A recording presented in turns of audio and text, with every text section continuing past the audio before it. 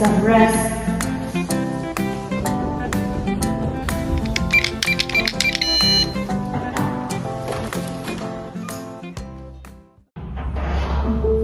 Oh my god, I love you so much. I miss you so much. Please go.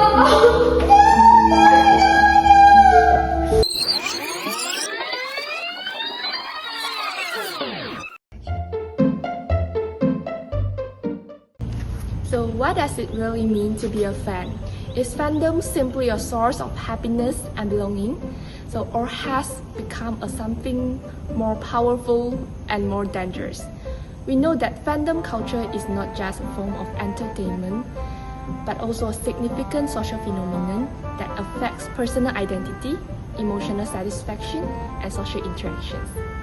Social media and capital-driven forces can convert people into fan groups, which are based on people of common interest, into influential groups in the society. Hello, teacher. Hi. Hey, Miss Cha, you know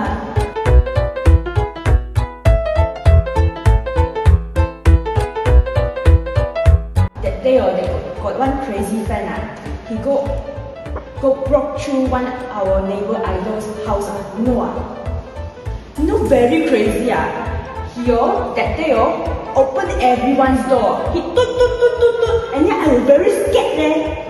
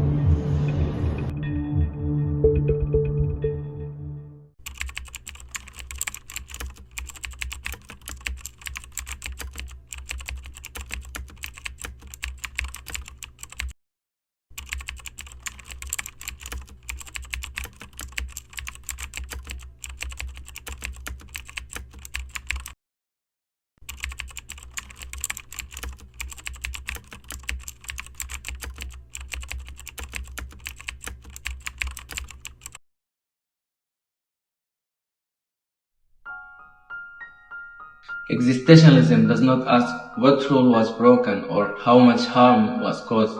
It asks who chose this. No one made him walk those corridors. No one made him try every door. He was free and he chose to turn a neighborhood into a place of fear. When he says it was love, he is lying to himself. Sartre calls this bad faith. Feelings do not erase responsibility.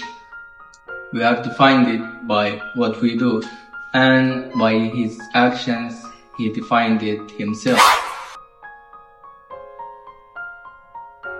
From a utilitarian point of view, we judge action by what they cause, not by what the person claims to feel. This wasn't just about an idol being followed or one home being invaded. When he walked through the building and tried the password on every door, the harm spread far beyond him. An entire neighborhood was affected. People heard the beeping at their doors. They stopped sleeping. They started checking their locks again and again. So parents pulled their children closer.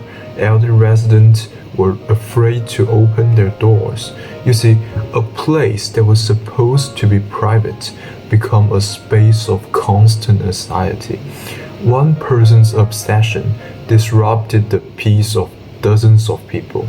Even if he believed his love was driven by love, utilitarianism does not excuse suffering that overrates happiness. His satisfaction was personal and temporary. The fear he created, however, was collective and lasting. When the well-being of many is sacrificed for desire of one, the moral calculation is clear. It was not love, it was harm.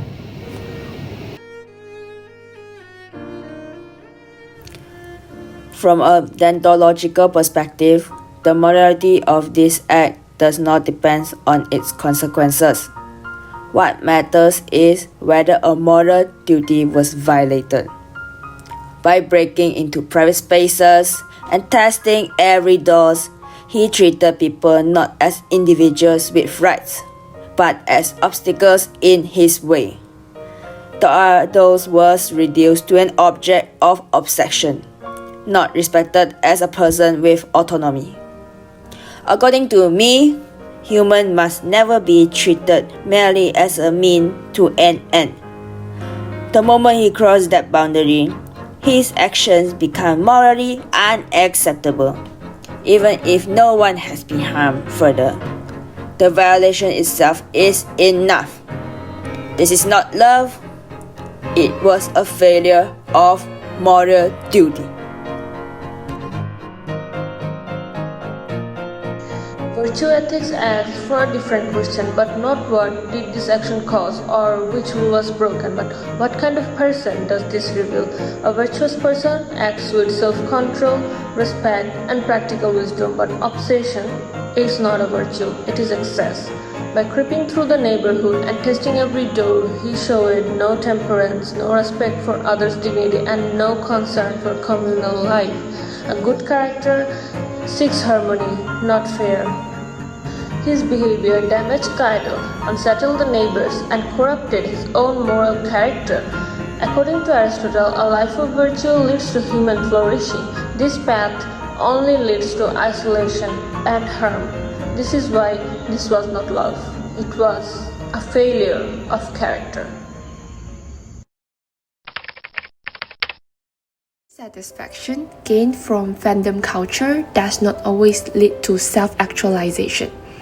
In the idol industry, much of what fans admire is not the real individual, but a carefully packaged personality created by companies and reinforced within fan communities. Driven by the need for social identity and belonging, some fans begin to measure their self-worth by their idol's success, using fandom as an escape from real-life pressures rather than a way to confront them. In conclusion, fandom culture is neither inherently harmful nor inherently fulfilling.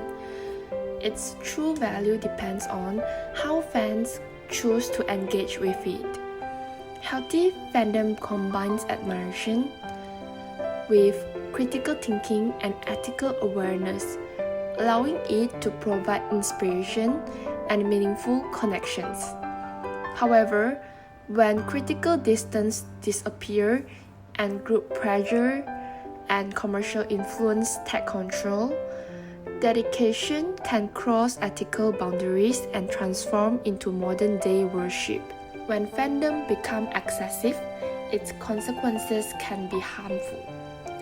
Uncritical devotion may result in social harms, violations of other rights and dignity, and unethical behavior. In these moments, personal responsibility is often lost in the name of loyalty.